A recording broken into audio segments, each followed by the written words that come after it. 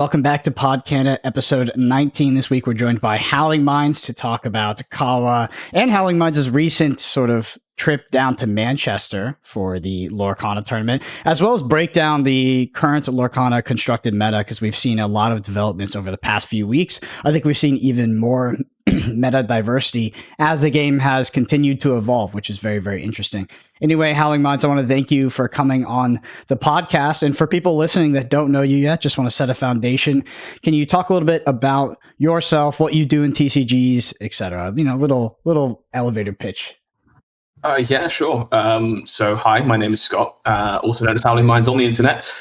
I've been around in the card game space for about a decade or so. Been doing everything from kind of like Magic the Gathering to Flesh and Blood to then Marvel Snap and now Lorcana as well. I'm mostly a content creator, have been mostly full-time for about 2 years, been doing it kind of on and off for 5 or 6. And I write a lot of articles mostly. I've always been kind of a fan of the written medium. So at the moment I'm writing for Channel Fireball and for TCG Player. So any of the Lorcana content you kind of see going up over there, good chance my name is stapled on it. And I've just recently gotten myself back into making some video content too for some gameplay and stuff there. So kind of just a card game veteran at this point who knows some of the things he's talking about. Yeah, with your YouTube channel, is that done solely through yourself? Sorry, I just asked from outside looking in because I've seen some of the verbiage used, and it alludes to a team. So is that a channel that you've started completely on your own? Yeah, so Beyond the Inkwell is my new project over on YouTube for everything Lorcana. It is currently just me. It comes from experience of like being able to kind of dip your hands in all the pies and stuff. I edit everything. I kind of write all the scripts, narrate everything, all the bells and whistles. But I didn't want to design it up front as a point where it's like, hi, it's just me. It's always going to be me. Or I'd have just branded it as HowlingMines. I wanted to get to a point where if there are other creators in the UK who wanted to kind of step up and get involved and be able to create content on the platform or even elsewhere, like across the world, like I want to be able to build a place, like a community where Lorcana players can kind of share the kind of content that we're creating. So it felt best to kind of create a brand overall that could be expanded and more people could be brought on board than just be HowlingMines again in another space. Mm-hmm. Awesome. All right. I want you both to talk to me about your tournament this past weekend in Manchester. Give me the high level details first. So how many players, what was the format? What did the venue kind of look like, etc. And then walk me through what lists you both brought. Yep. So it was 72 players. It was 5 rounds of Swiss, which then led into top cut of 16. So top 16, and then went to top 8, top 4, etc. The lists, we brought very similar lists. It was quite funny. I actually said to Howling before, I was like, oh, I really don't want to do the Ruby Amethyst mirror match. It's funny. That was before we did the pod last week, where Brendan showed me this magical new version of Ruby Amethyst. So that's the list that I brought, like card for card, your version, Brendan. So the kind of evasive package. And I believe, Howling, you had a similar type of list with maybe not as many evasives. Similar concept, yeah. So Brendan knows this. I'm a bit of a sucker for my broom loops. If I'm playing like the Ruby Amethyst mirrors, I like to go the distance, and kind of really push what you can do in those matchups. But I agree that the evasive like characters are very solid in the matchup and like probably just well positioned overall right now. So I found myself still on a 67 card list that had the ability to go long and play everything you could possibly want in a broom package. But I kind of removed those cards like the Queen and stuff like that you see, and facilitated like more copies of Goofy, more copies of Pongo, this kind of stuff, so that I could appeal to the same sensibilities as yourself in the mirror match and be able to get a 3-game set done in 50 minutes potentially by being able to play to the table, and also just having more threats I could present when I knew that I could activate my mirrors more aggressively than the other person. I think 3-game set is ambitious, even if both Ruby Amethyst players are on the evasive list. So the list that I play, which will pop up later, by the way, for deck lists, if you're listening on audio platforms, I recommend you go to the description. We'll be linking to the deck list we're talking about. If you're watching on YouTube, there will be images popped up, as well as in the description, there will be links. But I think if both players are on the Ruby Amethyst evasive package, I don't even know what to call the deck at this point, but basically the deck that we showcased on last week's pod, and which will be in the description. Game 3 or a 3-game set is very ambitious. I think if one player is on the more traditional 67 card list, like Hyper Control, I'm playing Queens, I'm playing Brooms, Mickeys, etc. The evasive list can beat it pretty quickly because they simply just cannot sort of one for one you remove on the board, and you can tend to outvalue them quite quickly. And I think that the aggressor is heavily favored in that matchup. But if both players are on the evasive package, I think that you basically have to play to win game one. Which is something I want to talk to you guys about later, about this sort of the ethics of game threes when it comes to, or game twos when it comes to Ruby Amethyst mirrors, because locally, or at least, in the more casual setting where I've been playing, although I've been playing against competitive players, I haven't run into this issue, but I assume that people maybe winning game one and trying to slow play you through game two was actually something that would likely happen in a tournament. A lot of mirrors over the weekend, so yeah, I got some thoughts on that one. Yeah, which is not super clarified in the rules. Obviously, I think it's highly unethical to slow play, and slow play would probably be defined as a change of pace as you move from game one to game two. But Lorcana leaves a lot to be desired when it comes to rules and stuff like that. So yeah, anyway, when I think game three it's a stretch for sure. So my sort of ideology when it comes to the Ruby Amethyst mirror, especially because I've played a lot of true mirrors now that my locals have swapped over to this list, is that a 3-game set is ambitious, and you have to play to win game one. I think winning game one is very, very critical to that matchup. Anyway, how did you all end up doing in the tournament? What were y'all's records? Howling, I'll let you go first. Oh, okay, sure. That's reasonable. So unfortunately, I lost my winning in for Top Cut.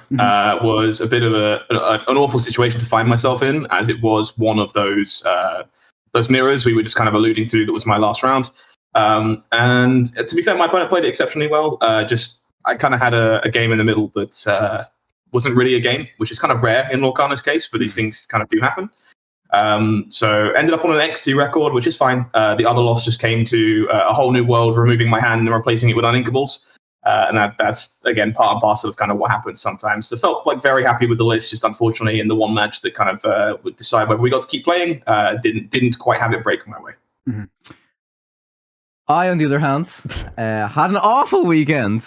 It was truly awful. I brought the list to tech against the mirror match. I saw plenty of people in the room playing it. Didn't face a single one. So yeah, and often it was all in the winners bracket, Kawa. Right? Yeah, everyone was up there. I was like here. Yeah, so I won game one, which was against Amethyst Steel. It was quite a comfortable win. I kind of got a top deck goofy, I think, to kind of get the last bit of questing out. I was so annoyed at game two, so I faced Amethyst Emerald, and game one, I mulliganed perfectly, right? I literally drew 3 Elsa's in a row, right? And you were actually, I think this might have been the game that you were watching, Howling. I needed one card to draw one card to ink it to get to 8 ink to play my 3 Elsa's to win the game. Uninkable. I'm like, you actually can't make this shit up. I got so mad. I was getting so mad. And then I pulled back game 2. It was like pretty easy. And then I think it was like a similar... No, game 3 I did misplay. So after that, it kind of... I wouldn't say it went downhill, but like... I did listen to you, Brendan. There was one matchup where I got stomped within about, I would say 3 or 4 minutes. As in, like, it's turn 4, turn 5. I'm like, I'm not winning this. My hand is shit. I just said, all right, GG's. And he was kind of shocked. And then I fucking took the next game back super fast. So I think that advice is really good, right? If you feel like you're losing a match, especially because this is best of 3 within 50 minutes, just move on to the next games. If you're confident you can win the next 2 games without having to make it go to a draw, you should do that. Almost paid off. I just lost the bad hands, honestly. I feel like my opponent top decking whole new world when they're playing Steel Sapphire. So yeah, I went 1-4. I won my first game and just. Yeah. I will say that the math on playing Elsa is actually not great in that deck. So you have 21 uninkables. You're about 97% to have 7 ink by turn 7, which is why you have 4 Ursula. And the math is just not as good to play Elsa. That's why. Yeah, the 8th one gets a lot worse. Yeah. I had the 4. I did have the 4 Ursulas. Like they were the three Elsas within my list. So it just sucked. I want to ask you, Howling, we talked about it, right? I want to ask you the logic behind playing 67 cards. You're someone who comes from a Magic the Gathering background. How do you justify playing 67 cards in a game like Lorcana? Sure. So in a game like Lorcana, for me, in Magic's world, like, consistency is key, because if you end up in spots where, I drew too many lands, I drew too many spells, I can't actually play the game. Lorcana offers you the flexibility to be able to play additional inkable cards that have like silver bullet utility or genuinely like very powerful effects that kind of mitigate the need to be so consistent if you're not worried about finding specific cards in specific matchups. And I find a deck like Ruby Amethyst, that's not the case. Like your deck is just super powerful in general, especially if you're playing multiple copies of the kind of cards you're looking for. You're not looking for a whole new world. You're not looking for a card that your whole deck kind of pivots around. You are playing a powerful game plan regardless of what you do. And so I'd like to lean towards having a higher density of like silver bullet inkables that are going to be blank 90 to 95% of the time. But the 5% of the time that they aren't ink, they're going to win me a game. And that's kind of how I facilitate rationalizing the higher number. I also tend to find it's maybe a bit of a crutch because I have only really kind of started getting competitive with Lorcana in the last 2-3 months, somewhere in that kind of ballpark. And I find that there are people that are better at the Ruby Amethyst mirrors than me. I'm very aggressive with my mirrors, that kind of thing. And there is definitely a little bit of a sensibility there that I know I'm perhaps a little bit too aggressive with my mirrors, so I can bail myself out by having more cards. Yeah, I've actually, so in the heads up mirror, I've never gone to fatigue. Even like I said, like it's hard to get to game 3. I do think that if you play the list, the 60 card list that runs the evasive package, the fatigue is not likely. You're not likely to go there. It sort of runs as a matchup where one player is very much the beatdown and one is not, trying to pivot back into the game and become the beatdown. And both decks have sort of the modality to be the control deck or be the aggressive deck. And a lot of people think the mirror is hinged on Magic Mirror, but while it's a great card, it's pretty bad against evasive characters. So if someone pongos on 4, if you go into your turn 4 saying you're on the draw or you're on the play, you're going to your turn 5 and you're like, okay, just activate Magic Mirror, do nothing. You're losing a lot of tempo. Sometimes you need to do that to find the answer, but I've just seen a lot of players play the mirror and complain about how early they draw a Magic Mirror. So often players will aggressively mulligan for that card because it is so powerful in the traditional mirror, right? The older hyper control list. I just think it is not nearly as impactful once you switch over to the evasive list. That being said, there is another card that is more impactful, and that is Cauldron. I think that Cauldron is absolutely disgusting, nuts, crazy. That is the card that you should mulligan for. Cauldron's a really tough one for me because I've been having a discussion with a teammate of mine, actually, Dave Carf, who I'm sure he'll love me shouting him out on any kind of media that I get a chance to. He comes from Magic as well, so he's kind of got a background in like what we used to call Countertop, which was a deck that you play in the Legacy format based around manipulating the top card of your library and using that to your advantage. So we won't go any deeper for the Lorcana folks. But Ursula's Cauldron is very similar in style to the like pivotal main namesake card of that deck and what it enabled you to achieve. And Ruby Amethyst is a deck that plays very similarly to Countertop as a deck. So he's just like 4 Cauldron. Like I just get it in my deck. I want as many as I possibly can. The card's like absolutely insane. And while I don't think that's necessarily where you should go, it's uninkable. It's worse in multiples. There is definitely an argument that it is. Like if you find it early, it's just the best card in the deck in the mirror. It gives you so much leeway over having control of the pace of what's happening and what cards actually matter that I think people are kind of under-respecting it at the moment. Yeah. I do also think that we're kind of leaning towards an era where people are coming away from the 67 card situation. I myself am on like 62 at the moment because I found you can be... you can kind of still prevent the fatigue situation by having enough befuddles in your deck that you can just go infinite with the brooms anyway. And as long as you know when to stop drawing with your mirrors, you can stop yourself from ever decking out because you can just loop broom, befuddle, broom repeatedly to be able to keep yourself from ever running out of cards. And that kind of lets you still play to that more aggressive plan with the evasives and have a backup plan for the like hyper control versions of the deck. Yeah, I think that if we looked forward 1 to maybe 3 weeks, I think that most people will come down to 60 cards. I do think that it was a bit of a fallacy in the beginning, and we saw decks performing well at that 64 or 67 card threshold, but that was not why the decks were performing well. I think that the idea that you have an advantage in the mirror because you have more cards in deck and you can activate mirror more aggressively just doesn't end up materializing as players shift to more aggressive packages just in the mirror in general. One thing I want to ask you, HowlingMines, is so overall in terms of like Ruby Amethyst as a deck, do you feel, I mean, both of you ended up on the deck for the tournament, do you feel that is the best deck in Lorcana right now? And do you think that the meta is potentially shifting in a way that can push Ruby Amethyst out of that top spot if you do believe that? Do you want me to take it first, Kawa, or do you? Yeah, go ahead. Sure. So this might be a bit of a controversial opinion, but Ruby Amethyst is not the best deck in Lorcana right now. It is the most flexible deck. If you are walking into a big tournament with a lot of rounds and you want consistency, Ruby Amethyst is the best deck for you. You have a solid game plan. You don't have any lopsided matchups. You're always going to be able to leverage your player skill to the maximum level, which is what Ruby Amethyst lets you do. I do think the best deck in the game is Amber Steel. I do think, for the most part, having a proactive game plan in set 1, first chapter Lorcana, that lets you be the one posing the questions instead of the ones requiring the answers is a fundamentally stronger thing to be doing. And I think the good Amber Steel players who are starting to realize you don't have to have all the plans in your deck. You can be like a Stitch Rockstar deck that has a whole new world and the Lilos, the Simbas, this kind of stuff. Or you can be the, You Have Forgotten Me, Cerberus's Beast Hard-Headed deck.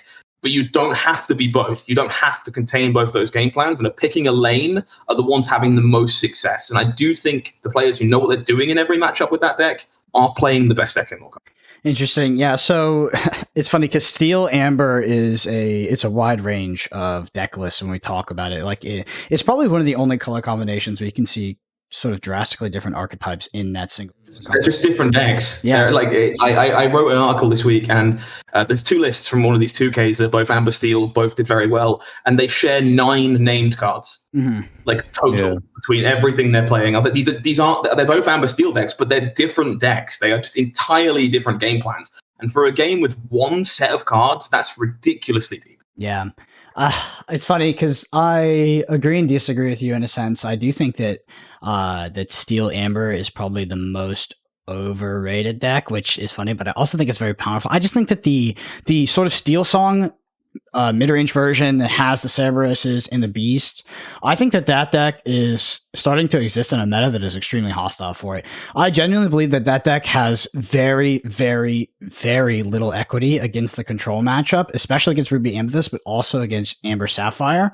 I think that matchup is genuinely close to a buy. It is obviously losable if they nut draw and they have a million stitches. I mean, probably literally 4 stitches, but outside of that, your Rapunzels will do nothing. I mean, a lot of your cards do basically nothing. But once you get to that sort of, you can run Cerberus, you can run Kronk, you can run those cards in your deck. And that's what they've been trying to do. They run the Hades Infinite Loop. They start running the Kronks. It's running higher top end. But fundamentally, once you get past 7 ink and you get to the 8 ink, Ruby Amethyst has the best card quality in the game.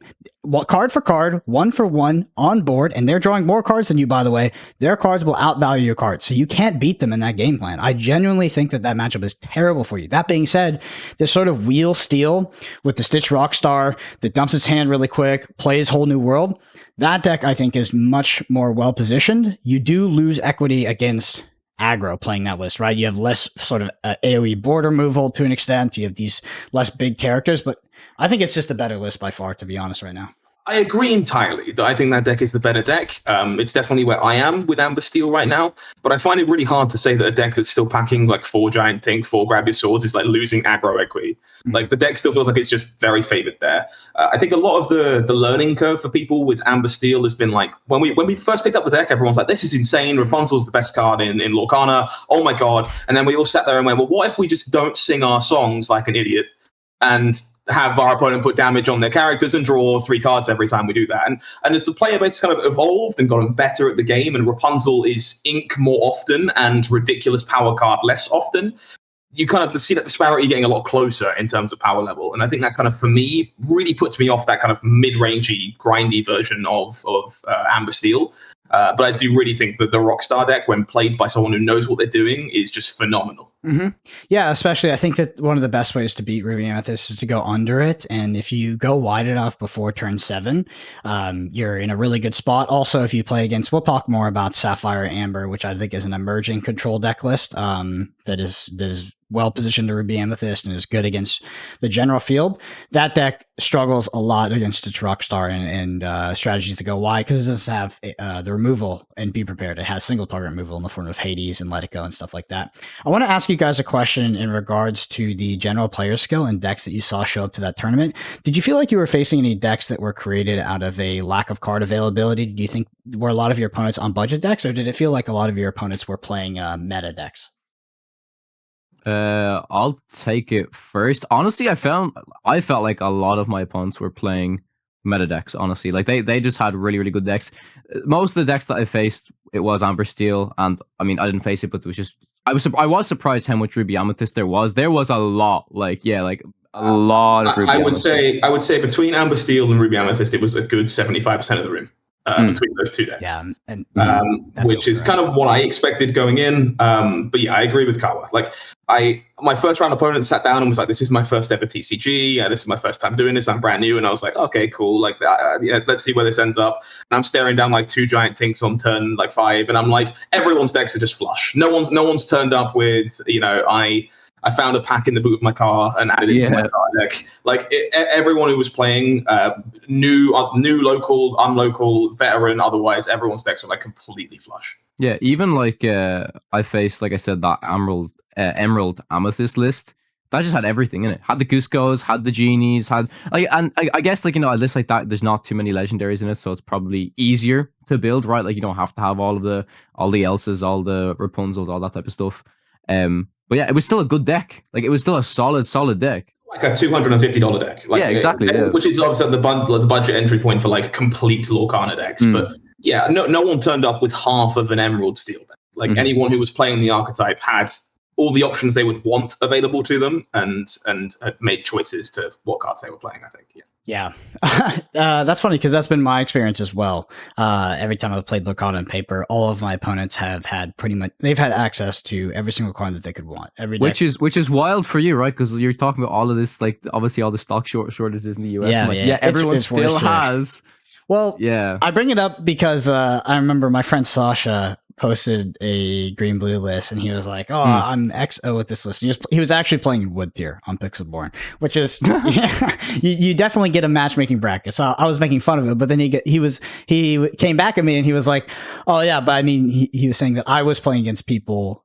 I was playing in person against some of these people. My record was was partly due to card availability because my opponents were showing up with basically starter decks. And I think that's a fair criticism, but that is, I've been surprised that that's never been the case. I've been surprised at how spiky people have been with the list. I kind of come back to this from Marvel Snap, and in Marvel Snap, one of the things I always say on my podcast is that the people that want the best decks, that are not willing to sacrifice like the quality of their decks, not willing to play a suboptimal list, tend to be the players that are more casual. Not that your spikes don't also want the top list, but nobody asks me for the list in Marvel Snap more than my friends that are casual mobile gamers and play once every few months. Like they want the list, they want to win. And I think that permeates to these physical card games as well, where people want to be playing the best decks and they come prepared when they're coming to a tournament.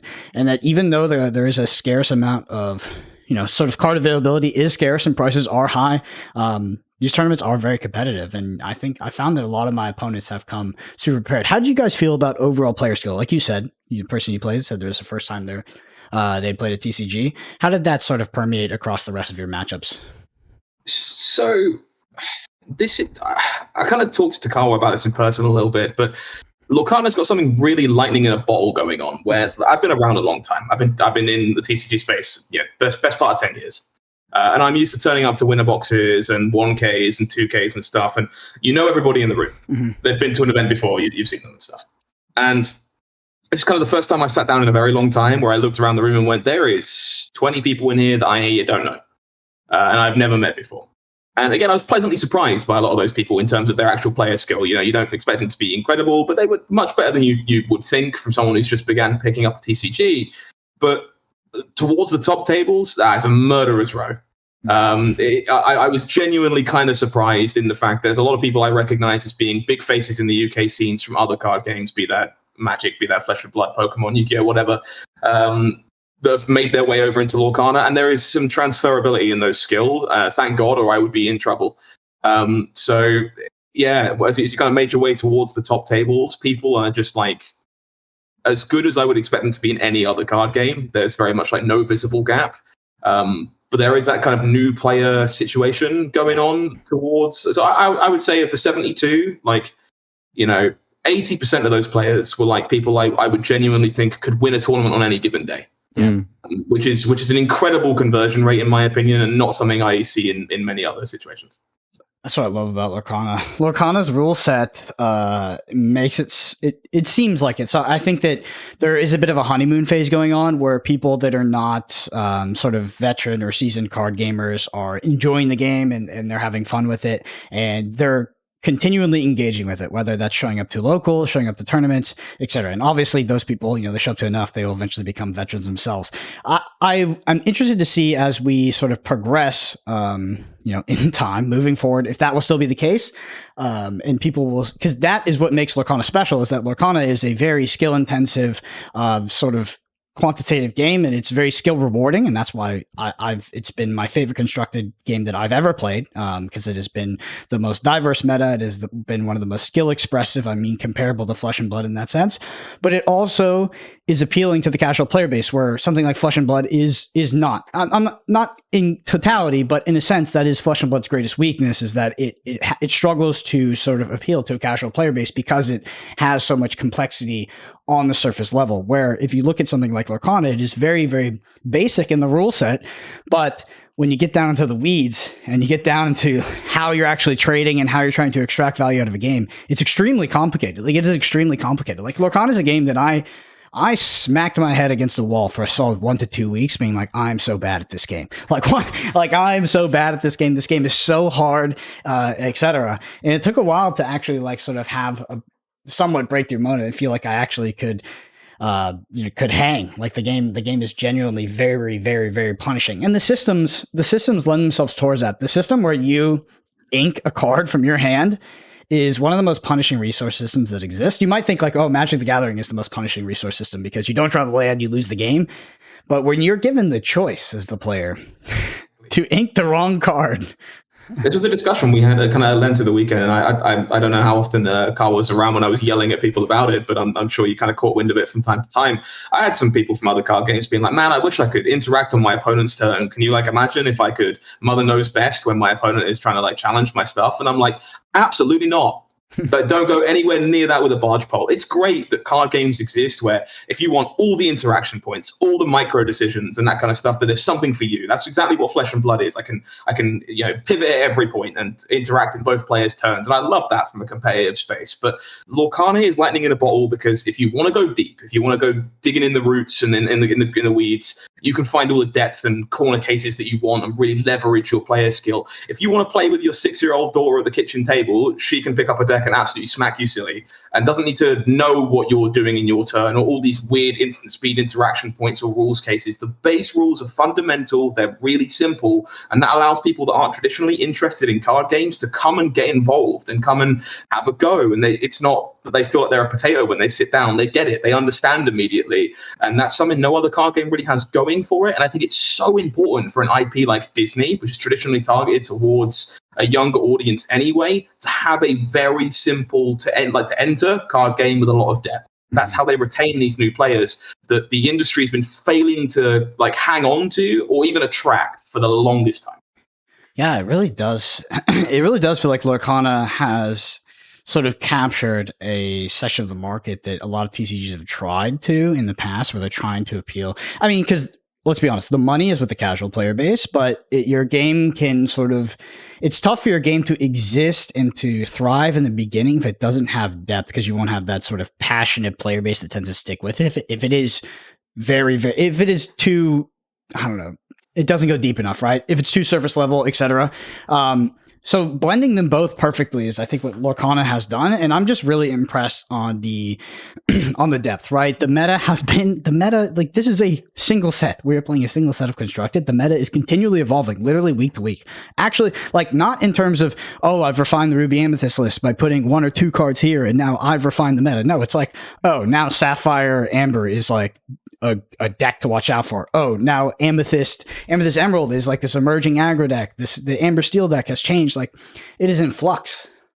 We kind of joked about it going into the weekend. It was like, there's so many questions about what the metagame looks like, and we've gone through this whole weekend with so many $2,000 tournaments, and we have more questions. Yeah. How does that happen? Like, nothing's been answered. We know even less than we did before, that doesn't happen in sets that only have one game. You like other way around. What games only has one set? Because you rely on additional complexity from new cards releasing. We've just kind of been looking back through our bulk binders in Lorcana's case and going, you know what might be pretty good? That. And it is pretty good. And then something else is then good because that thing is good. And every week has been like a different flavor, which makes no sense when nothing has changed. We talked about this for people listening. We talked about this before we hopped on the pod, how the card game content creator is faced with this paradigm of speaking in absolutes so that people listen, but the true answers are always enveloped in nuance, right? So to say something is a buy or to say a deck is the best usually it's not what that person fully believes, and if they do, they're probably not that good at card games, but it tends to be the statements that actually sort of hold weight and they sort of cement themselves and people pay attention to them, right? So if I was to make absolute statements about the meta of Lorcana and where I actually believe it is, I do think that Ruby Amethyst is the best deck. I think that the 60 card list is the way to go, and I think the evasive package is better versus aggro and drastically better than the mirror. I think that the mirror is much easier if the opponent doesn't have opposing evasive characters, and inherently playing to board, even if you're playing understated characters like in the form of Pongo and Goofy, will give you more equity versus some of those go wide aggro decks because you will be able to contest board outside of just be prepared. I think that it is not particularly, it's not as close, the way Pixelborn paints it. We talked about the data integrity of Pixelborn and how that can not be accurate of an actual metagame. But I do think that the metagame is a bit more narrow than might be shown by the Pixelborn data. That being said, I do think it is in flux. Although the meta is not as diverse as it may appear to be if you look at the sort of aggregate Pixelborn data, it is still in flux. I do think that Ruby Amethyst is, when I say it's the best deck, and I firmly do believe it's the best deck, it is very much the best deck this week. It could not be next week. Like, I think the Ruby Amethyst, and specifically this evasive list, answers a lot of questions. It answers the mirror. It answers aggro decks. It also, there was a pesky matchup in the form of red-green evasive. That matchup is now an absolute buy because you have your single target removal and you compete with them on board, so you can trade with them on board. But as there's more go wide steel aggro decks, as I saw a blue-green deck make top 8, I'm telling you, blue-green absolutely wrecks. That deck's good. Yes. That deck is good. I think I kind of had the pleasure of writing about it a week ago because it's a really good budget deck. Like, we sat down and we're like, yeah, you can play this thing for $150. And it just whips Ruby Amethyst in what it's able to do. And I'm like, yeah, eventually we're going to get to the point where that's just a good enough reason to pick up a deck and play it. So keep your eyes open for green-blue. Yeah, we're in a bit of a rock, paper, scissors kind of scenario, but I do think that Ruby Amethyst at most tournaments is the gun, right? Like the rock, paper, scissors gun. Like it does just, it is very, very solid. It's very, very consistent. And I just think it's a great list to be playing right now, but it could be in Flix. So I want to start talking about some lists. I'm going to pop them up on the image, sort of our images here. For people watching on YouTube, I'm going to try to pop them up for not as long so you can see our faces. Like it kind of covers a lot because, these deck lists are huge. So I'll pop it up, but again, description, that's where all the lists are, etc. So definitely go there. That's the best resource. And if you're listening, you'll see it in the description there as well. So I want to talk about that blue-green deck first as well. So this deck, Howling, I think that it's just Kuzco is really good against Ruby Amethyst. I've heard from Emerald players relay this feedback, and I've heard people talk about like, oh, you just be prepared them. It's like, if Kuzco, a single Kuzco on board takes Be Prepared, that's a win for them. And if it doesn't, you can't single target remove that. And Kuzco effectively, it threatens this foundation that your opponent starts on 12 lore almost. If they draw correctly, it almost feels like they start on 12 lore. And that means that throughout the rest of the game, they only need to eke out like 8 lore from all these other characters, all these other threats. So Kuzco is super nasty. Another card that I think that if you really want to beat up on Ruby Amethyst and you want to play blue-green, which I think is one of the most underrated color combinations in Lorcana, you should play Donald Duck. That's another ward character, and it's a pain in the butt. But talk to me about this list, HowlingMines, and what you like about it, where you see it flourishing. Yeah, I could talk about this deck all day.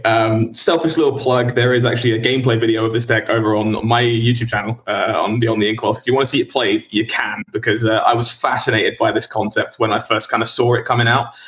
The original people who built this list, they called it Blue-Green High Five. And the name behind that was, if it goes past turn 5, you've lost.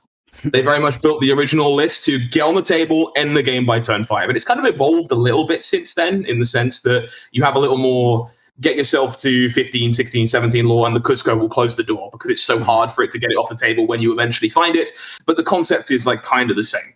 you're going to find yourself with some super aggressive starts with this list that, we kind of expect from all these Emerald decks, your Flynn Riders, your Cheshire Cats, this kind of stuff that can quest early aggressively. But this deck is really good at kind of leveraging the end game and finishing up. So we accelerate into our 5s, courtesy of things like Mickey Mouse Detective, and this deck has so many ridiculous 5-cost cards. Cusco, Mad Hatter, Aurora, Blue Maleficent, Let It Go, all these things just a turn early are like ridiculous. But if you take a look at the average like quest value of any card that costs more than like 3 in this deck, it's like, cool, we got 8 lore early, then everything quests for 3. You have to kill everything or you lose the game. And that's kind of the beauty of this with like Blue Maleficent, as we say, Cusco, Mad Hatter, that kind of stuff, even Hands. Like, it's just so many big numbers. It's like jamming stats in another game like Marvel Stat. You just kind of turn around and go, do something. Here's the question, do something about it. And that's kind of like epitomized most in seeing the copies like Eye of the Fates in this deck, because it really does show you what this deck is looking to do. Is like lore early. Okay, you answered all my stuff. Here's a thing that quests for 3. It kind of secretly quests for 4. Do something about it. Oh, you let me have it for a turn. Here's another thing that quests for 4. Do something about it. Go on. You want to. And like that's why you don't see these like Hades and stuff like that at the top end of this deck, or the Genies or anything like that. We're not getting there. That's not what this is about. It quests for 3 or it quests early. The only exceptions to that is like Let It Go, because that card is possibly the best spot removal card in the entirety of Lorcana, because it goes in the Inkwell, or you sing it on turn 3 off of an Aurora and your opponent gets very upset. Deck's great, 10 out of 10. No notes. I think Eye of the Fates is pretty funny. I think Eye of the Fates is one of the more underrated cards in Lorcana, specifically because some of the use cases like you talked about in this deck, but also in the Sapphire Amber deck, the gold-blue deck. The gold-blue deck does run the Infinite Hades loop, so this is the small Hades, the 3-cost Hades. And if you land an Eye of the Fates or 2 Eye of the Fates on the battlefield, and if you are doing Infinite Hades, which basically means you play Hades onto the battlefield, if they remove it, you play the other one out of hand, and you never extend past having 1 Hades back in hand. You basically are threatening 2 to 3 lore on that single Hades, which basically can't get removed. It can be removed from a tempo perspective, right? But they will simply just replay it. Oh, Ruby Amethyst trying to deal with that specific sequence feels unfreaking winnable. Like, it is so bad if they land those cards. All right, moving on to the next one. This is the Sapphire Amber list. So this was in Austin, Texas. The top 4 split. Just so you know, that's why it says Game Castle top 1 through 4. And this is from Hal Brady. So I played Hal at my locals on Tuesday. I randomly showed up to a locals because I was asking in this like DFW Discord. I was like, what stores have best of 3 and any kind of prize support? And they're like, this one. And I asked that question, but all the other spikes in my area, I guess, saw the answer. So they all showed up. It was like all the best players that showed up to any of the other tournaments. And it was like very, very competitive. But I played Hal in the last round to go 3-0. And I had not played Ruby Amethyst against Sapphire Amber before. And I quickly learned in game 1 that, holy shit, this deck is very, very good against me. So I made a huge blunder in game 1. I sung a Friends on the Other Side with a Rafiki and promptly lost that game because Rapunzel was played on 4. Yep. But this deck is so freaking good against Ruby Amethyst. Let me tell you about, and Hal's also a very, very good player, because things like You Have Forgotten Me, that card is a pain to deal with, right? You might have landed the mirror, but they can take out some super premium cards. They can ink the Rapunzels if they need to. They have the Infinite Hades loop. They have aggressive cards. They have the Simba that can come down. So you know how you never tap your Rafikis, you never tap your Maleficents because of Rapunzel. Let me tell you about something else. So I play Maui, the 5-cost Maui. I attack into something, clear it. My opponent, Hal, on the next turn goes Maximus, on your Maui, right? Take down some of your attack, then attack into your Maui, draw 3 cards with Rapunzel. And I was like, oh my God, my freaking Maui's a liability now. Smoking gun. Yeah, I actually was going to say this. I think that the Maximus is in this list. I've kind of seen them really catching on in popularity recently, and it's definitely one of my front runners for like the most underrespected card in like the amber color in general. Every time my opponent plays this like 3-cost Maximus, I audibly like groan. Like I look at my board and go, man, I just should have respected that, I guess. And like that, some of that's me being terrible. But like when a card is always evoking a reaction from me every time it hits the table, I think you should pay attention to it. And I think it's kind of just underrespected in general.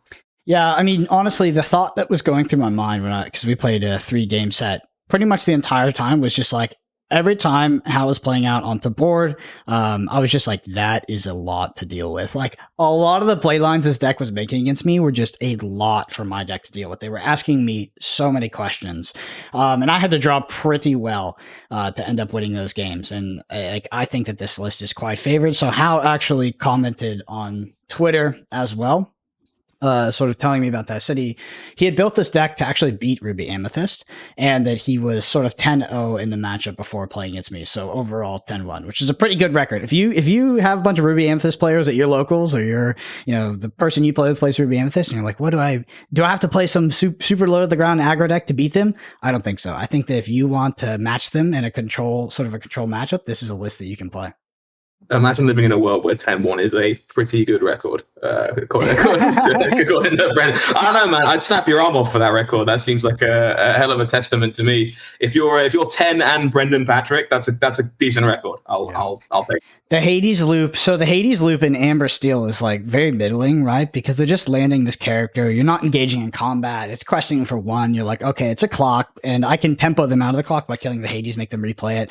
And it's annoying, but if your opponent lands 2 Eye of the Fates and they can potentially infinite Hades loop you, you're like, oh, great. That is that is 3 lore a turn on this clock that I can I can Dragonfire the Hades or something and just remove tempo, or I can attack into the Hades and remove it. But the loop is just really tough for you to deal with. And your opponent has access to huge amounts of ink, so they can do things like double You Have Forgotten Me. They can You Have Forgotten Me. It's just like, It's so tough to deal with, man. Like this list is, I won, but I'll tell you right now, I will tell you, this list is really good against Ruby Amethyst. I think this list is favored into Ruby Amethyst. What were you saying, Kawa, by the way? No, I was just going to say, this is a similar version of the list that Kim brought to the tournament. And it's actually quite funny. So she faced a lot of Ruby Amethyst, and she just hates that deck in general. She's like, oh my God, the players are so mean. They take so long to play. I'm like, because it's just a control deck, right? But believe it or not, like it wasn't exactly this version. She was doing more so, she had the Aurora package in it, right? And she actually got the double Aurora off, and it was like, okay, like answer this, right? You need to be prepared, right? And I think she lost. I think she actually ended up losing. It went 1-1. She lost to the top deck, Be Prepared. She was very, very, very sad after that. But it was very much the same concept. And I think like key cards to include in this list is clearly the You Have Forgotten Me. Somebody played, they must have had 4 of these in their Amber Steel list versus me. And oh my God, it just obliterated me. Yeah. It actually just obliterated me. If you think it's good versus control, you should see it versus aggro too. Like, You Have Forgotten Me. Gotta stop sleeping on this card. It is like, just if you're Amber, at least think about it. It's inkable. And this is kind of what I was alluding to earlier. Like, inkable silver bullets are just some of the best cards you can play in Lorcana, because it's either insane and does everything you want to do, or it goes in your ink roll. That's fine. And it's also the best named card in the game, because it's named the way that you feel when your opponent plays it. You were like, you're right, I did, as I put my 2 Elsas into the graveyard. It's a horrible feeling. And the card's fantastic. You know what? Someone actually tried to sing it against me, and I was like, no, you can't. No, you're not allowed to aerial for that. That would be bad. Yeah. But then they still went, oh, I'll just play it anyways, and still did it. Like, it's like, whatever. I want to give you all some tips if you're playing Ruby Amethyst against this list. Some things you can do to help you win. So I think you should be keeping things like Rafiki in hand to actually discard to You Have Forgotten Me. The idea that you'll just play out your hand and they'll never get value out of it is it's probably not going to happen, because they accelerate to that 4 ink pretty quickly. So they can cast it pretty early, and they can play it on you late. So if you're holding back, Be Prepared for them to play bigger boards. You're trying to deny Stitch Surfer, etc. I think you should be holding back your really, really non-impactful cards. So like, I'll hold back my second mirror. I'll hold back Rafiki. So like, I'm literally holding cards to discard, and I'm just keeping them in my hand for that reason. Because Rafiki is not going to do anything on the battlefield. It's just a liability versus Rapunzel. Standard heuristics versus Amber, by the way. Never let them get value of the Rapunzel. If they Maximus your Maui and they get value out of it, I think I don't know if it's correct to like, now Maui's a liability, don't play it to clear stuff, because Maui really, really trades very effectively with most of the board, like literally all of the board, and it's really good for that. So I think you just kind of let them get that one, because they're running the 3 Maximus, and it's a 2-card combo. But I think it's worth saying, like, maybe consider what your Mauis are taking out, right? It's probably the way of putting it. Like, he can be a liability, but if he's trading into a Maleficent, like it's great. or whatever, sure, like that's a fine exchange. I can live with you drawing cards from your Rapunzel if that's the exchange I got. If you look at your hand and go, you know what I'm going to do? Maui that Stitch Lost Dog, I probably wouldn't do that. That doesn't seem like it's anywhere near as worth doing. Yeah, so you deny Rapunzel's, and you should always be doing that versus Amber. Also, you can deny Stitch Rockstar. It's kind of tough. I don't think you should be Dragonfiring something, prior to their turn 7 inefficiently in order to deny Stitch Rockstar. Stitch is one of those cards that. You mean Carefree Surfer, yeah? Yeah, Carefree Surfer. Yeah, sorry. Carefree Surfer. I think that they're just kind of get value of it, but you can tempo them out of being able to play it sometimes. It's like in the right scenarios, be very careful with that. I wouldn't, if they had 2 Stitches on board to going into 7 ink, I wouldn't recommend you Dragonfire a little Stitch or a Flounder in that case to potentially deny them out for card you don't know that they actually have. The Maleficent's in here, the 3/6, the Quest for 3. It's also very hard to deal with. It immediately demands removal. Like this is one of those things where like Maui's pretty good against it. Like, I mean, it's still Quest for 3, so it's like this pseudo Cusco in a sense, but you need to be able to remove some of these. So the reason why Maui is Maui is a dual, sort of a dual liability for you, because I talked about Maximus, but Maui also is very bad in a Stitch Carefree Surfer. Stitch Carefree Surfer is a 4/8, and they can run that into your Maui and the Rapunzel. Like, if they're drawing cards, like if this card draws cards against you, you lose as Ruby Amethyst. As Ruby Amethyst, you have to be drawing a shitload of cards. Like, I think Friends on the Other Side, playing it, by the way, casting it, not singing it. Friends on the Other Side, singing, but you can sing with your evasive characters is super key to this matchup. Like, you need to be playing out that card, getting card advantage on them. If they start drawing cards off Rapunzel and off a bunch of Stitch Carefree Surfers, I think they outvalue you easily and you lose pretty quickly. Like, it's a bad matchup for sure. Yeah.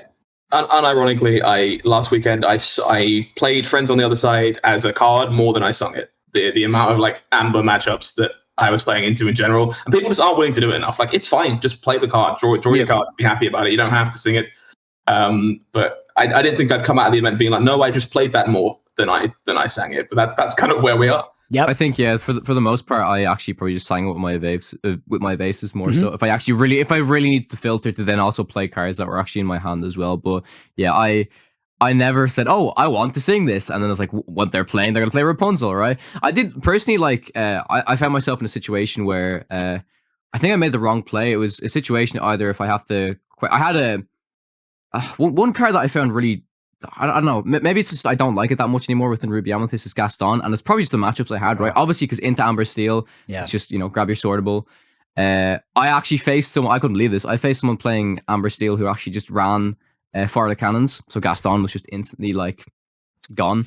Yeah, but basically it's that situation of, okay, like, do I play around Grab Your Sword? Do I play around a Rapunzel? And I quickly found out, well, it's much better to just let your stuff die than actually let them draw cards, right? It's like, oh, maybe I got 2 extra Lord. They get, what, 2 cards? It's a huge difference. What Gaston is in that matchup, Kawa? It's ink. It's ink. That's what it is. Don't play into Grab Your Swords. Don't play into Rapunzel. Put it in your inkwell. That's where Gaston goes. Gaston is a toolbox card. It's insurance versus hyper-aggressive strategies that run bodyguards against you, and also against Cusco. It's clear answer to Cusco. Yeah, it's great. Clear answer to Cheshire Cat. So you are trading... You're trading up on both Cheshire Cat and Cusco, and Emerald's one of your bad matchups. There was a player that top 8'd in Knoxville as well, who was running a more traditional version of Ruby Amethyst, and I saw their Twitter thread, and they said 2 dubious things, right? Where they said Sapphire Amber is a buy, and I think that they just not played against a good pilot on that, because it's definitely not a buy. And they also said that Gaston is a terrible card. Gaston is a great card. If you run if you run Brubes in your deck and you're telling me Gaston's a bad card, I don't know. I won't hear that. Gaston is a clean answer to a lot of your most troublesome threats in Lorcana. It's very much what I was referring to earlier when I talk about Inkable Silver Bullets. Like, if they think of Gaston that way, it's my card that is in my deck for the Emerald matchups, because I want a nice clean answer to Cusco, a nice clean answer to Cheshire Cat. And if I start thinking of it as ink or my answer for the Emerald matchup, I start playing Gaston more correctly more often. Now, that's a heuristic. You don't always assume that. It's not always just correct to snap the Gaston into your inkwell and never play in other matchups. But if you start perceiving the card that way, you'll understand why cards are in decks more often. Like, Gaston is not a card for every matchup. Yeah. Card game fundamentals as well. Gaston frequently trades up. Gaston is a 2 cost, it's a 4/2. It'll frequently trade into your opponent's 3 cost. You kill a Cusco, that's amazing. Yeah, you feel like God, like when you're just like, I held this in my hand. You played the Cusco like some kind of idiot, and then it's extended my Gaston and answered you perfectly, and that feels great. And for every time that you keep it in the opener, because that's the thing as well. Like Gaston's a kind of perfect card to keep in your opening hand against like everyone. Because if they are Emerald, it's like cool. I have the answer to clean you up. If you're not, cool. Well, he's going straight in my inkwell, and I'm hitting my inkwell. Yeah, I want cards like that in my deck. For sure. Do you mind if we actually touch upon that Ruby Amethyst deck, Brendan, that top 8? Because it has a lot of cards in it that are, I wouldn't say in many lists, right? It has Wardrobe, it has Poison Apple, which deals with like that card actually seems not too bad. Like I can't lie. In a certain meta, it would be like, okay, well, it's gonna deal with at least Rapunzel, which is a bit weird, but sure. In the mirror match, it deals with what? Elsa, doesn't it? I believe so. Yeah, this is from the game. Yes, the Gamecast list. Yeah, Joshua Lindsay. Yeah, that's the one. Okay. I kind of agree. I joked with a few people at our event in Manchester over the weekend. I was like, you know what? Like, Apple's not terrible right now because there's so many things that are just accidentally a princess. You know what I mean? It's not like you're playing it for a certain card, but it's like, yeah, I mean, Rapunzel counts, Elsa counts. These are all just like random cards that. It's top 1, right? It's like 3 on top 1. Yeah. So I don't have access to that list specifically, but I did take a look on it. So Wardrobe is an anti-aggro card. I don't know about the Poison Apple, to be honest, because I think that your item slots are so tight. Like, they are incredibly tight already. I think that card is maybe a stretch. But yeah, Wardrobe is a totally fine card to play if you want to have an anti-aggro curve.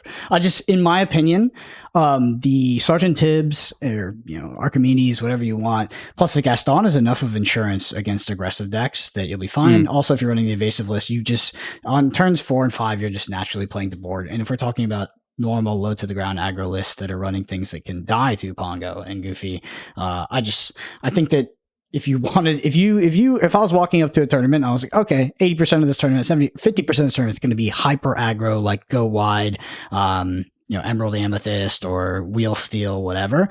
Yeah, I might consider the Wardrobes. I think it's a good card versus aggressive decks. Like the go wide ones. There's a list I want to talk to you guys about here. Yep. Which is actually a combination I don't think I've seen in Lorcana yet, which is I was about to go to the same deck list, actually. Yeah, I think I'm looking at it as well. Yeah, so HowlingMines, why don't you, what does this deck do? Explain it to us. What does it do better than...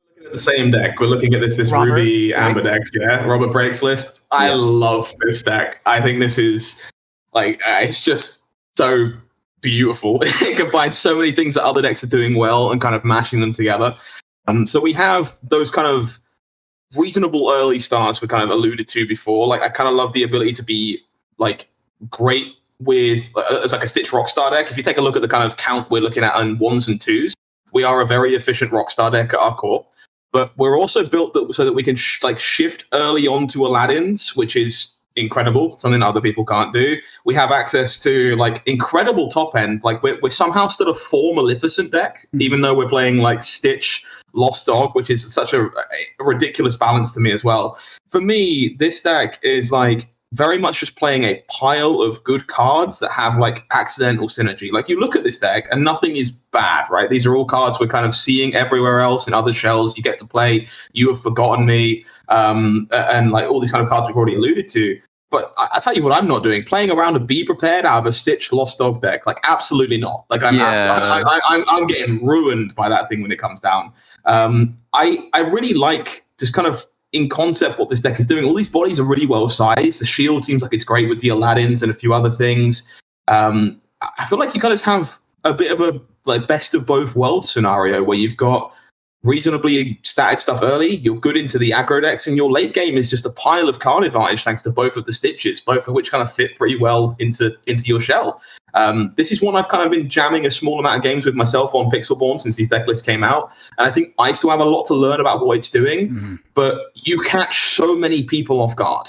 Like no one really knows how to play around what you're up to. Like you'll get off to an aggressive start, and then you have forgotten me them, and they'll be out of resources, and you'll be prepared to board away, and then just go cool, rock start, spin the wheel, and like you just run away with the game. And then sometimes they won't want to waste resources on your Aladdins and stuff because they've already gotten value, and Carefree Surfer starts drawing cards, and like there's just like very few ways to win, if that makes sense. Yeah, you're never gonna have a bad hand necessarily with this deck either, because there's only 6 uninkables, if I'm not mistaken, in it. Like everything is very much inkable, right? It's just the Dragonfire and the Be Prepared, right? So yeah, everything else is inkable. Yeah. So I'm very intrigued to try this this deck out. And then the You've Forgotten Me against, like if you face a Ruby Amethyst, you have that as an advantage over them. That's like really interesting, right? Like super interesting. I think You've Forgotten Me in this deck is maybe better against the Cuzco deck. Yeah, to be fully honest, I think this gets waxed by Ruby Amethyst. Like I think that Ruby Amethyst would be very, very favored into this deck because I mean, Stitch Rockstar is pretty much the only thing that you're doing that is slightly good against Ruby Amethyst. Everything else is bad. So like High End Mickey here is a bad card versus Ruby Amethyst because it gets traded up by Dragonfire and pretty much everything in that deck.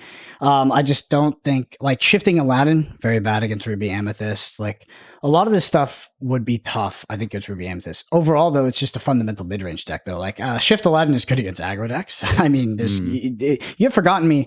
I think it's good against Ruby Amethyst if you're playing another control deck. You can hold it back. You can use it at key points when you know they're getting rid of bad cards. But when you're going, hey, I'm just curving out, right? I'm playing 1 ink a turn. I'm not ramping at all. And my turn 4 is just You Have Forgotten Me. That's pretty middling, to be honest. Like Ruby Amethyst doesn't die to that. Ruby Amethyst dies to like double You Have Forgotten Me. Or we're on turn 8 and I know you're holding back a Be Prepared plus an Elsa because I'm about to commit to board. And now You Have Forgotten Me. And like you have to have insurance against that. You Have Forgotten Me on curve on turn 4 shouldn't, most cases, should not derail Ruby Amethyst player into a loss. No, this deck to me, I look at, and this is a deck that was built by someone who was expecting a room to be full of like Emerald Steel, Emerald Amethyst, maybe Amber Steel. I can definitely see this deck having a good matchup into Amber Steel as well. And like if you think the room is those decks, and you have an idea of the local metagame, obviously I have no idea what the metagame is like out here in general. Maybe they just kind of know each other. There's obviously, as we can see, Emerald Amethyst like won the event. Sapphire Emerald was in there on the split. So at the end of the day, if you know your local metagame is very heavy on these Emerald shells, this looks like the kind of deck I would be interested in picking up and teaching Emerald a lesson. Yeah, and I agree with you there. It's also cool to see a list like this top 8 because this is a color combination that you almost never see. And it's funny that all the color combinations are so playable. Like playable is a funny word because I'm not sure like what that word means to you and like what kind of bar I'm setting. But playable for me is like it's a high praise. Like I think that every color combination in Lorcana is pretty dang good. Like you can actually do well with it. Do I think that a meta would be, super diverse and represent every single color combination if we went to like a high end tournament, $10,000 or something like that? No, I think that there's be some clear winners. But if you're like, hey, I love Lorcana, I want to play at my locals, I want to play versus my friends, I want to maybe go enter a tournament here and there, I think you legitimately play anything. And that's incredible. I think that's kind of the magic of what the kind of like ink combination lets you do, right? There's something you can do in every ink combination that no other deck in the game is capable of doing because they don't have access to the 1-2 combo that you do. One of my close friends in real life is a fan of brewing with Ruby Steel. And I was like, that's not a combination I see very often. Like, what's the rationale behind that? And we played 2 games, and he Shield of Virtue this giant tink and hit me with it again. And I went, there it is. Yeah. That's the one thing that you're allowed to do in Ruby Steel that no other ink combination in the game can do. And that's kind of the beautiful part of seeing decks like this succeed is you get to sit there and go, okay, what's the combination here that no one else is allowed that really makes this kind of shine? And that's one of the best parts of Lorcana. Yeah, an aggro deck trying to play the board against Ruby Steel would have probably a hard time with them having access to sort of agnostic board clears in the form of Be Prepared on turn 7. But prior to that, they have access to Grab Your Swords, they have access to Big Tink, Shift Tink. Like they are completely... If the Aladdin, like what are you supposed to do in the face of all of those tools? Yeah, I actually saw someone playing. It was at this tournament as well. Someone playing Ruby Sapphire, which was quite interesting. So you're kind of just you're just ramping out big stuff. Which, like you said, it's really cool that I do agree. You can kind of put something together with nearly every color combination and feel like it's going to do okay for the most part. Like you'll play a matchup with someone and yeah, some games you get absolutely demolished, but then some games you might actually, okay, this was like a decent game, right? It's kind of close. I think arguably more importantly, it doesn't just feel like you're playing a worse version of a different combination. And that's something that's really easy to fall into the hole of. It's like, oh wow, I'm playing Ruby Amber, and it's like, well, that's just worse Amber Steel. It's like, no, this deck is doing something different. It has access to different tools, and that's kind of, I think, what's truly important to say. Because if we were like, yeah, Ruby Amber's playable, but it's just what you play if you don't own giant tinks, then that's a much worse situation to be in than I've made a choice because of X, Y, and Z, which is where I think we actually are. All right, next up is a Ruby Amethyst list from Audis Turner. I picked this out because this is pretty close to my list. I mean, it pretty much is my list, and they also were nice enough to comment on last week's podcast talking about the tournament. They got second in the tournament in Knoxville, and they said mad props to the evasive package, took a near identical list to Knoxville 2K and got second. It was 80-ish people, 7 rounds, and we did not start until noon, so everyone agreed to split the top 8. Classic Lorcana. Honestly, it was best for me. I thought it was going to start at 10 a.m. and there was a 4-hour drive one way. Went 502, so 5 wins, 0 losses, 2 draws. Draws were not intentional, 1 misplay on my part, the other was a Ruby Amethyst Mirror. Deck is amazing, and it puts any deck running Amber on tilt when you play around the Rapunzels. So this deck has some key changes. One is the single pocket watch, which is a change I'm considering making. It has also gone down in Rafikis. So it is playing 2 Rafikis, and because of that has added the additional Elsa, which I think is totally reasonable. I like to have Rafiki. I think Rafiki can help you out. Like if we talk about Ruby Amethyst's bad matchups, I think Rafiki can be pretty critical in winning some of this, but Rafiki is a lot of times it's a really bad card. Like it's a really dead card. Because like even in the mirror, like Rafiki can be such a liability. Like maybe it can clear the Maleficent your opponent decided to sing with, and like that's fine, but they didn't care about that card anyway. And the Rafiki in the late game is like you just literally can't play that card because they can run Aladdin into it, and they can maybe do the Elsa plus Aladdin. You know, we talk about 19 ink. Elsa, Aladdin, Shield, Pocket Watch. But what really happens most of the time is it's Aladdin on 7, and then you just have to be like, oh shit, they probably have the Elsa on 8. And if you have any board presence, your board presence is now a liability. But yeah, I think that I really enjoyed playing this list so far. And I think it's super, super well positioned. I know that, you know, looking in, if you're looking at this, you're a Ruby Amethyst player, probably your first inclination is going to be very skeptical because you're like, why would I play Goofies and 2 Jetsams? Jetsam, definitely 59th, 60th card for sure. But I promise, just try the evasive package. And it is good. It is good. You should actually roll most of the mirrors. Like if the key, it's card game fundamentals when it comes to winning Ruby Amethyst mirrors. You need to out 2-for-1 your opponent, but to give yourself the opportunity to be the aggressor, and with you having 10 evasive characters, not only is Pongo is a card that's run in pretty much every Ruby Amethyst list. Jetsam will clear that, but 10 evasive characters, like you are really taxing your opponent's removal to the extent that they just will not be able to remove some of it. But like if you look at their removal and you're like, oh well, they have all these Maleficents, they have all these Dragonfires, and all these Be Prepared. It's like, okay, technically, they have 2 extra removal on top of like your 10 characters. They have 12 removal, you have 10 characters. But Maleficents are 9 ink. You're playing at 4 ink and 5 ink with these evasive characters. And they have to find all of the Dragonfires. They have to find all of the Be Prepared. It's like, it is a huge ask, and the game doesn't necessarily end before we get to turn 9, but it gets so close to the end that it's basically over. Because if I'm on 15 ink in the mirror and you used all your removal to try to remove these evasive characters trying to stabilize, like in the late game, I'm just going to land an Ursula and you're just not going to have the removal, and then Ursula will just win the game. Like you often will close out with a card like that. I would say even to folks that are maybe listening that are more of a Ruby Amethyst traditionalist like myself, and you prefer to play up slightly on cards and stuff like that, consider playing the Goofies and stuff over your Queens and these other cards that are becoming less impactful in the mirrors and things like that. I think for the most part, having access to them, it gives you really good game into people that are on 60 cards like evasives, and you can play back and still have that ability to you. In terms of this list from Audis, yeah, I mean, as you say, it's very close to what you're up to. I don't mind cutting back on Rafiki right now. I have been like getting a little less and less impressed with the card as we go on. You won't catch me dead not playing a Pocket Watch. I love playing my Aladdins on 8 and just immediately rushing them in as and where possible. I love the fourth Elsa. I've been on 4 myself, but admittedly, I've been on more cards, so it makes sense I have the space to do that.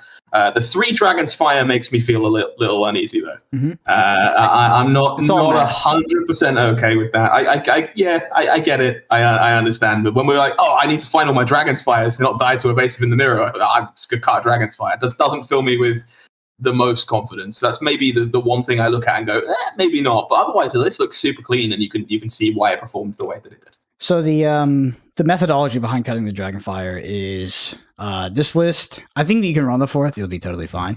But you need to cut an uninkable. The difference between 22 and 21 uninkable is pretty reasonable in terms of getting 7 ink by turn 7. So I think you want to be closer to that 21, unless you like to spin the dice. But already with this deck, you're just hard turbo mulliganing for inkables. Like that is just what you do, and that adds quite a bit of variance because other decks will mulligan for key cards, a mulligan for curves. You're just like, give me inkables. This is just numbers here, right? We've come down on the Rafiki, we've gone up on the Elsa, the Dragon's Fire. Like, I think for me, I'm maybe a little more inclined to lean towards the 4th Dragonfire before I lean towards the 4th Elsa if I'm playing for Ursula as well. But we're getting into like real niche corner case like decisions at that point, and I think all around the deck just looks pretty good. What are your thoughts on Ursula? I think Ursula's a card that is not being played in every list. It is not being played in the quantity of all this lists, and it's a card that didn't get a lot of respect early on. How do you feel about Ursula? I love it. I think the guy's great. Yeah, really good. I've been playing other decks with it. I think something that we probably need to allude to, I've had this discussion with a few people, is that if you want to be a 4 Ursula Ruby Amethyst deck, I think you probably aren't supposed to play Aladdin Street Rat, or at least some smaller amount. I found the more that people are kind of learning how the matchups play, that if you Street Rat your opponent's lore away, you turn your own Ursulas off by accident, which because no one is ever like having. You're either behind on board to all the evasives and they're aggressively questing, or they leave themselves deliberately on like one lore where it's like, there was no threat, I might as well quest at a spot like this. And accidentally turning off your 3rd copy of Ursula because your opponent hasn't been aggressively questing against you in the more traditionally like hyper control versions of the mirror match is like a huge liability. So if you think it's correct to play 4 copies of the card, I'm more interested in exploring these. Like, I know some people have been playing Elsa Snow Queen and like other inkable 3s and stuff like that. They're probably cards I would consider over the Street Rat if that's where you were. But I agree the card is massively underplayed, and I think more Amethyst decks in general should be considering whether they have the ability to play up to Ursula. I have a hot take off the back of that. I actually think that Aladdin Street Rat and the 3-cost Elsa are both bad cards, and that the last thing you want to be doing in the hyper control mirror is shifting because you just 2-for-1 your opponent. You set yourself up to get 2-for-1, and your opponent would cheer. They would cheer at the opportunity to Dragonfire an Elsa that was shifted or Dragonfire an Aladdin that was shifted. I agree. Yeah. I don't think you want to be shifting in those matchups. I don't hate playing Aladdin Street Rat if you want to be better into the more aggressive decks in the room. I think it's a defendable card to be able to shift early there, even knock a couple of lore points off your opponent early, if that's what you're putting in the deck for. I just think if you want to be a 4 Ursula deck, there's a consideration for how much you want to concede to playing the Aladdins, because they are... it's an old deck building mythology like kind of tip for other card games. Is you're allowed to build numbers into your deck. That's okay. You just need to be consciously aware of them. So you should be aggressively inking those Aladdins if you are prioritizing Ursula in that matchup. You should be maybe playing less Ursulas if you're playing 4 Aladdins and playing them very often. That's kind of the... Yeah, I do agree that Aladdin Shift Aladdin can be critical in winning some hyper aggressive matchups, because that is one of the toughest cards for them to deal with. And you do give up some equity by not having access to Shift Aladdin against those like heavy aggressive go wide decks. What are your thoughts on the little Elsas though? Is that a card you play? For me, I've tried Elsa Snow Queen a few times, and it's mostly been a case of I don't want Aladdin Street Rat, but I want an inkable 3, and we're limited in like options in terms of what you can play in that spot right now. Because you do want to make sure that if you're playing less Rafikis, you still have cards that can theoretically sing friends on the other side and stuff like this. I don't think it's a good card. I think it is like arguably somewhat reasonable in the mirrors alone sometimes, because having a small exert on tap can be relevant. To kind of have those Aladdin lines without having to extend an Elsa Spirit of Winter if you're trying to save them for Broom Loops towards the end of the game, if you're going that long, or if you want to save them for more pivotal circumstances, having the effect on tap can be nice. But I don't think the card is actually good. I think we just lack options for inkable 3s if you specifically don't want the 3-rat. Okay. Sounds good. All right, the last list I'm probably going to bring up here, if I can find it, it's just going to be an Aggro list, ideally the list that won. Let's see if I have it from Knoxville. And yeah, I think this is it. Rhett Mulcher, because... We don't even get to talk about the Musketeers deck. Disgusting. If you want to, I just want to put it on people's radar because I think this is one of the best decks in the game right now. Yeah, I mean, so Steadfast did a video on a list. I don't know if it's this list or listen to this, but sort of repopularized Amethyst, Emerald, Aggro. Basically, it's an aggro deck that has access to card draw, so you're not as sort of hinged on getting the right cards in your initial draw, and you don't run out of steam as fast. I think you sacrifice some explosiveness for that. I haven't played the list myself. It did win this tournament, I believe. I think that was what that comment said. So that's a testament in and of itself. Good list. What are y'all's experience with this? I have faced lists like this before, and my lord, they just say, they don't even have to think about it, they just quest. They literally just quest, race you as fast as they can, and I've been absolutely obliterated by lists like this. What about yourself, Howling? I love this deck, and I think I'm really kind of glad to see it picking up popularity and people kind of realizing the power behind it again, because this is what you would traditionally call a tempo deck in other card games in the way that it's structured. Now, tempo can mean whatever you want it to mean, because that's kind of the nature of everyone throwing it around.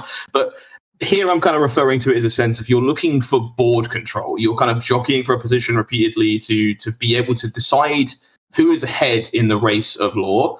And that's what this deck is designed to do. When you kind of look at the kind of tools you have available to you, you're playing a ton of evasive characters your opponent doesn't have the choice to interact with, tons of characters that quest for large amounts, and then points of interaction. We're on 3 Genie, we're on 3 Mother Knows Best, we're on the single copy of Befuddle, because those are the cards that let me decide who is winning the race and who currently has control over things. So if we're talking about like the Amber Sapphire decks and stuff like that, right? If I'm playing to the board with this deck, I go Flynn into a 3, into a Hands, and you go, cool, here's a Maleficent, so I can start challenging back. Oh, bounce the Maleficent, quest for 6th lore. You've lost the game. The game is over.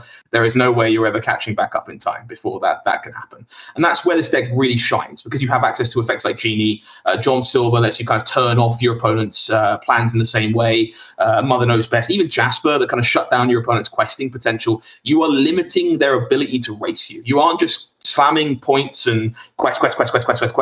Your cards quest really well, but you stop when your opponent's like questing so aggressively. Often your option on a mid-range deck is to quest back. You can't waste time challenging their stuff if they've got such like large amounts of willpower. You need to put your own stuff on the board and quest as aggressively to try and catch back up. And these tempo effects are what stops this deck from being beaten by other people who are interested in questing aggressively. You get to just push those cards away and keep questing in the meantime, meaning that you're always going to have the faster clock.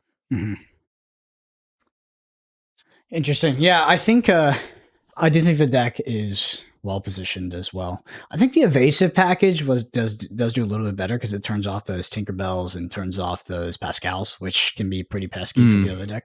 Pascal is just like one of the most underrated one-cost cards in Lorcana, and it shouldn't be. People know how good it is, but if you're not playing Steel, like it's the same thing we said with Cusco earlier on, right? Your opponent starts the game on like, well, you start the game on 12 lore or whatever. Like it's the same kind of problem. You are guaranteed a certain amount of lore from the card being in your deck, and it's inkable, which is just great. Yeah. All right, HowlingMines, both you and I, and Kawa, you as well, have played a lot of card games. And I know, HowlingMines, you share my sentiment with Lorcana being one of the best, or Lorcana Chapter 1 being one of the best constructed formats you've ever played. Very diverse, very dynamic, in flux, still asking questions despite the small card pool. How do you feel about Set 2? Do you think that Set 2 will bode for a better game, or are you more worried about Set 2 at this point? Is Brendan's worry. I'm pretty sure you're asking every guest this. You're like, oh my god, what? I'm so scared for Set 2, yeah. So how do I phrase this? I wouldn't say I'm necessarily scared for set 2, but I understand the concerns. There is a natural inclination with card games to be concerned about power creep, right? The company behind the game fundamentally is a business. They have to sell you something. And if they're not printing cards that are better and more powerful and more unique and more interactive than the ones before it, you don't buy their new products because you're already satisfied with the ones that you have. And there's a reason why things that are built to last aren't manufactured anymore. Everyone needs to function as a business model of selling you the newest, hippest thing, the newest, coolest thing. There's always going to be some extent of power creep. And I am worried that eventually we get to a point where it's like, oh, you want to build Ruby Amethyst? Well, pull out your wallet. There's 24 legendaries in that deck because we're just slamming the best, most efficient cards in those colors in at every point because they're better than any common. And I think my fears for that would be way more inflated if cards like Maleficent and Friends on the Other Side and things like this didn't exist already, where we've got good examples of linchpin commons that should be staples for the rest of time. I think it's a valid concern. I think it's a very valid fear, and Ravensburger are going to have to be very careful with how quickly they accelerate the power behind the game. But I think we have at least a few sets in us, at the very least, before we have any rational concern about being power crept out.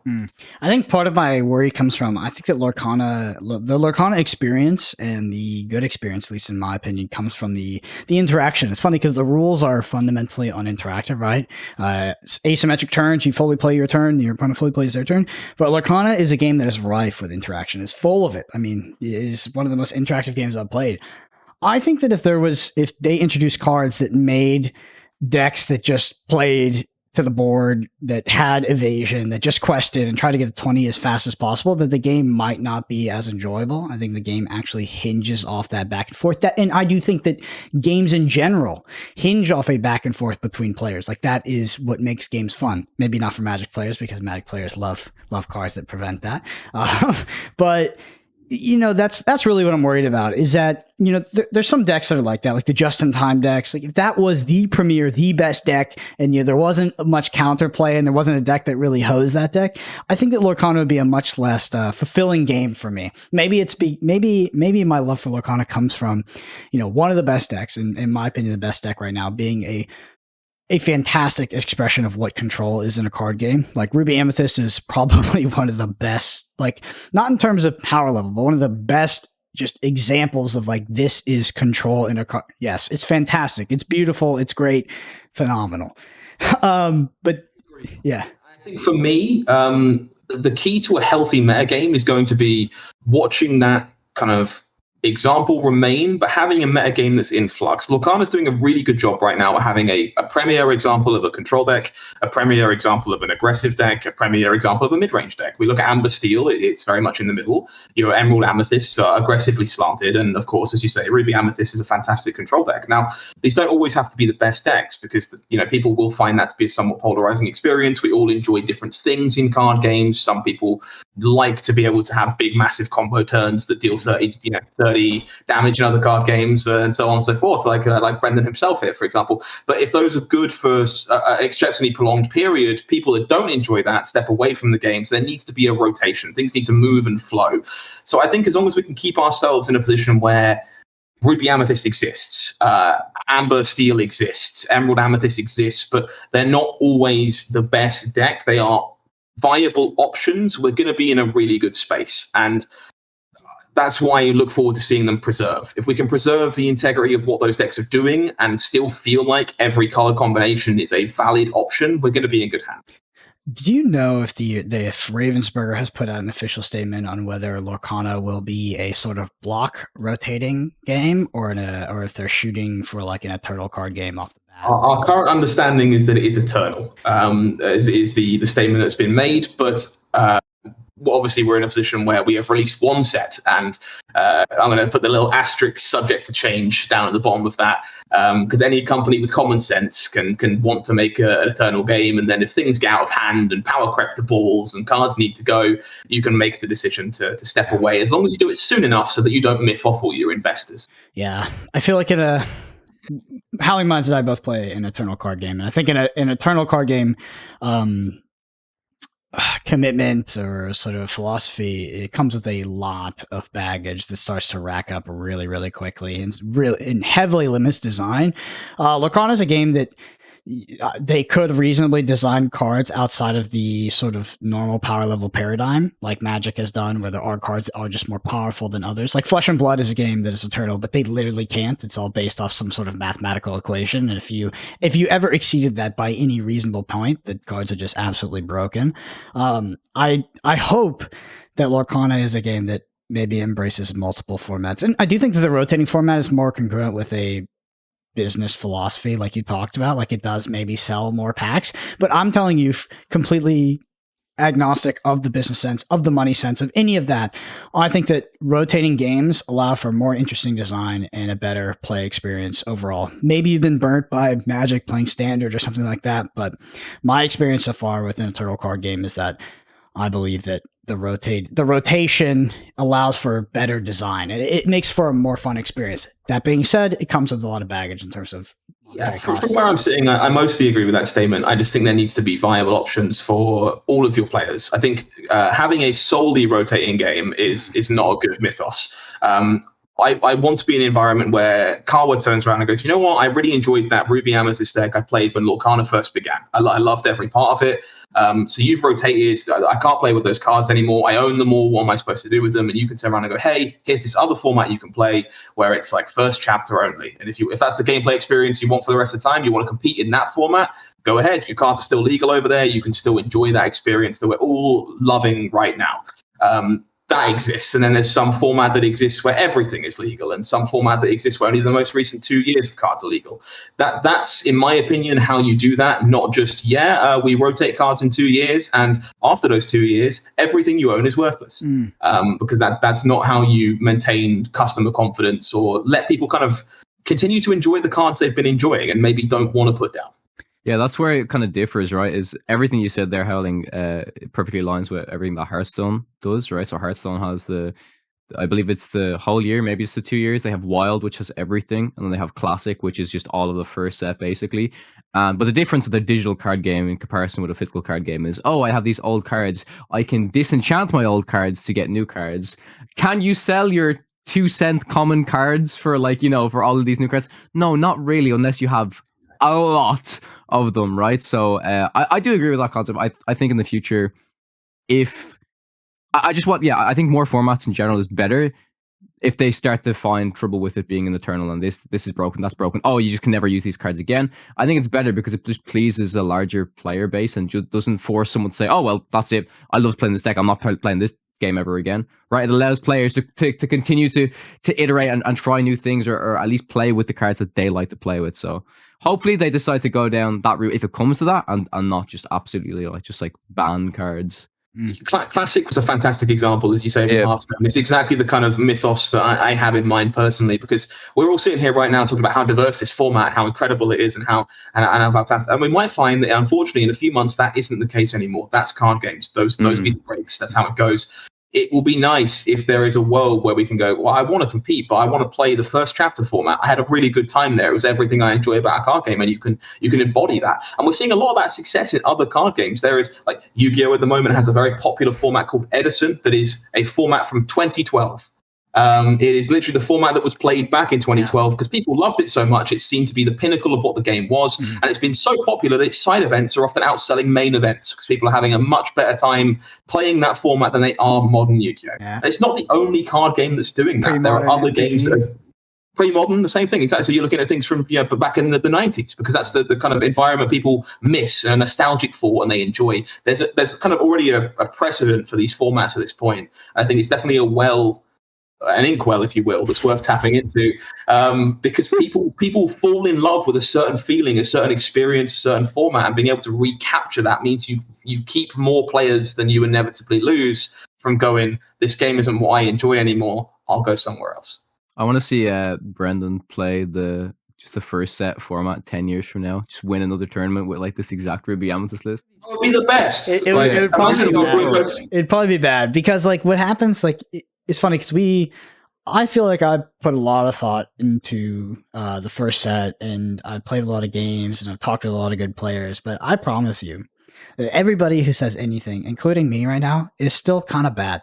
Like there will be a cognitive rising of all of Lorcana players, and we will look back in months and years and be like, "Holy shit, we played those cards." We knew nothing. Yeah, exactly. And like, I can't wait until me and Kawa are competing in the world's final, and Brendan's winning the classic format side event because he played the 13th elusive, and his opponent didn't. You know, it's gonna be a great time. I look forward to it. I keep extending past my notes here, but these questions that keep coming in. I think this is the last one. Howling, what are your thoughts on limited and Lorcana, both sealed and in draft?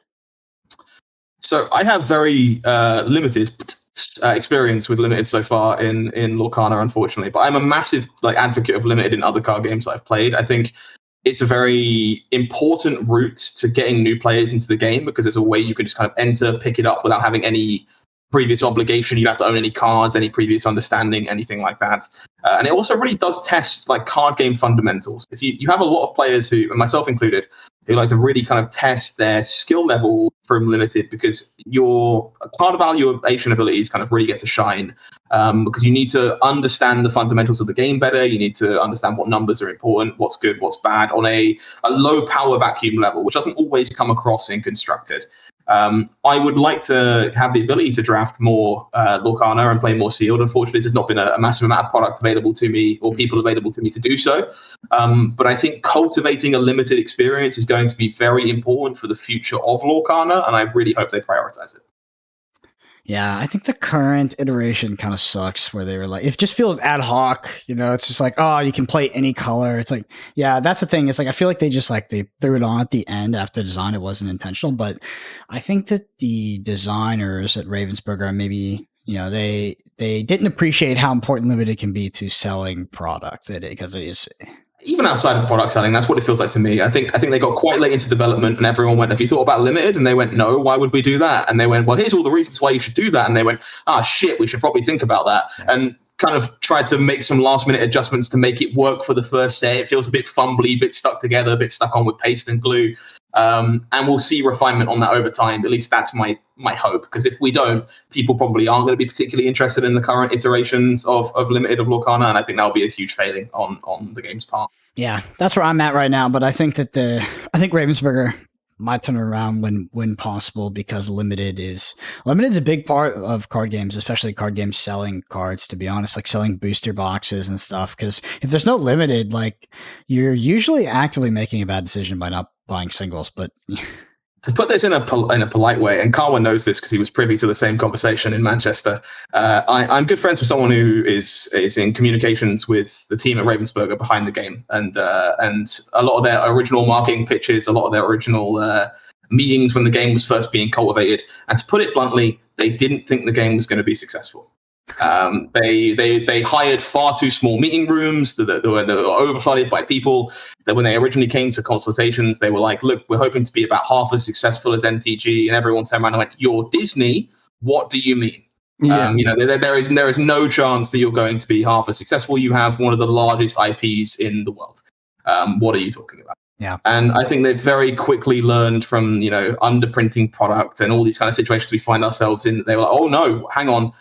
We have something here. No, let's hurry up with the polish. The OP wasn't ready. Limited was a bit tacked on. We haven't got enough cards. Everyone wants our stuff. What do we do?" And I think they're very quickly going to have to pull the rug out and be like, "Oh, we are the big boys now," and figure out everything at a kind of alarming pace. Because beforehand, they kind of sat there and went, "No, we're hoping it doesn't suck." And again, come on, guys, you are Disney. You generate $60 billion of revenue every year. Did you really think this game wasn't going to be some kind of commercial success? To be fair, it did look like it was going to suck, but it really doesn't.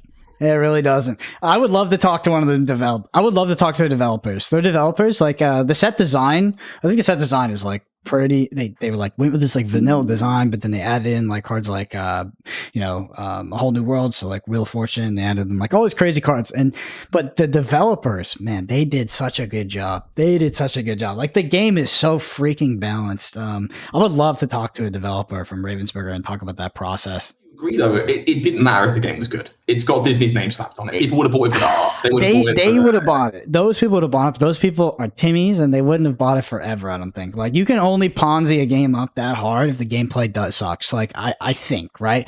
Maybe we break out of the paradigm normally, but Disney's the exception. I think people buy all kinds of statues and stickers and notebooks. If it's got their favorite character on it, it's going to sell. And at least that's from where I'm sitting. I would kind of look at Lorcana from the start. And if there's ever a game that was going to release that is just going to be successful, regardless of whether the game is good, bad, ugly, miserable, somewhere in the middle, it was this one. I think it's metrics of success, right? Like, there's a certain level of success they would have achieved, but nothing close to where they are right now. Like, where they are right now, I think is partly because they're Disney, but largely because the game is actually really good. You have people who are established in other card games, like content creators, people who have reach to other card game players that are coming out on Twitter, on their channels, on anything. They're saying this game is good, and all the people who looked at the game and were like, "Oh, there's vanilla tutus. This game sucks ass and it's a money grab." They're like, "Okay, I'll give it a shot," and they try it, and now it's their favorite card game. It's crazy, and I think that that's huge to their success.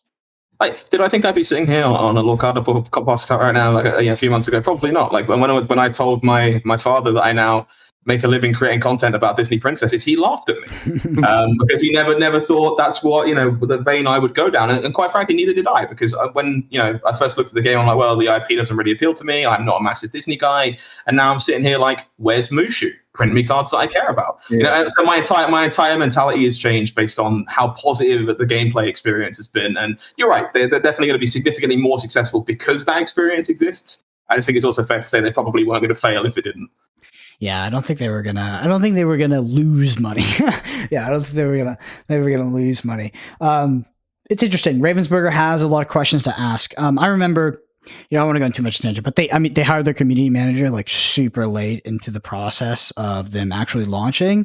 Their spoiler stuff was very lackluster, and it was clear that they didn't have direction. And I remember seeing the posting on LinkedIn for it, and it was very, very late that they got their community manager and person that managed the social media and stuff.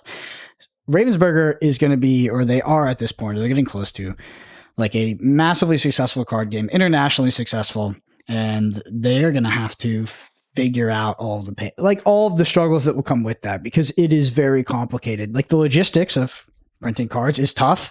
Getting enough cards printing, not too much, etc. But especially when it comes to stuff like organized play, like, I think the current Lorcana League system is terrible.